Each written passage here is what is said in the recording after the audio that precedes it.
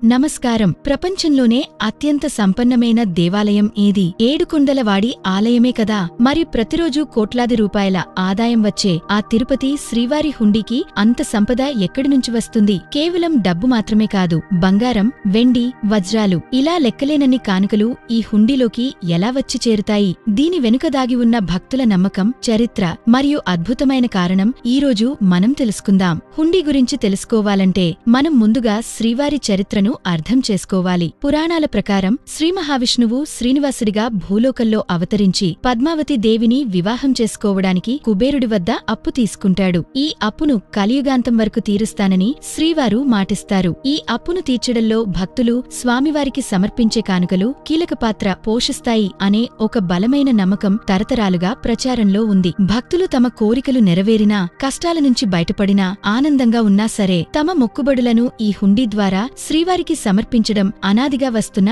ఆచారం. హుండీ అంటే కేవలం ఒక డబ్బు పెట్టె కాదు, అది భక్తుల నిస్వార్థ భక్తికి, కృతజ్ఞతకు, నమ్మకానికి ప్రతీక. శ్రీవారి హుండీకి ఆదాయం రావడానికి అనేక కారణాలున్నాయి. అచంచలమైన విశ్వాసం. కోట్లాది మంది భక్తులు శ్రీవారిని కలియుగ ప్రత్యక్ష దైవం గా నమ్ముతారు. తమ కష్టాలను తీర్చేవాడని, కోరికలు నెరవేర్చేవాడని వారి అచంచలమైన విశ్వాసం ఈ కానుకల రూపంలో వ్యక్తమవుతుంది. మొక్కుబడులు. చాలా మంది భక్తులు తమ ఇష్టకార్యాల సిద్ధికే, అనారోగ్యం నుంచి కోలుకోవడానికే, సంతానం కోసం ఇలా ఎన్నో మొక్కుబడులు పెట్టుకుంటారు. మొక్కు తీరిన తర్వాత తాము అనుకున్న మొత్తాన్ని హుండీలో వేయడం ఆచారం. ప్రసాదంగా భావించడం. తాము సంపాదించిన ధనంలో కొంత భాగాన్ని స్వామికి సమర్పిస్తే మిగిలినది శ్రీవారి ప్రసాదంగా భావించి తమ జీవితంలో మరింత వృద్ధి కలుగుతుందని నమ్ముతారు. పవిత్రమైన వాతావరణం. తిరుమల కొండపై ఉండే అత్యంత పవిత్రమైన, శక్తివంతమైన వాతావరణం కూడా భక్తులను మరింత ఆధ్యాత్మికంగా ప్రేరేపిస్తుంది. ఇక్కడకు వచ్చిన భక్తులు తమ సమస్తాన్ని స్వామివారికి అర్పించడానికి వెనుకాడరు. ప్రదర్శకత,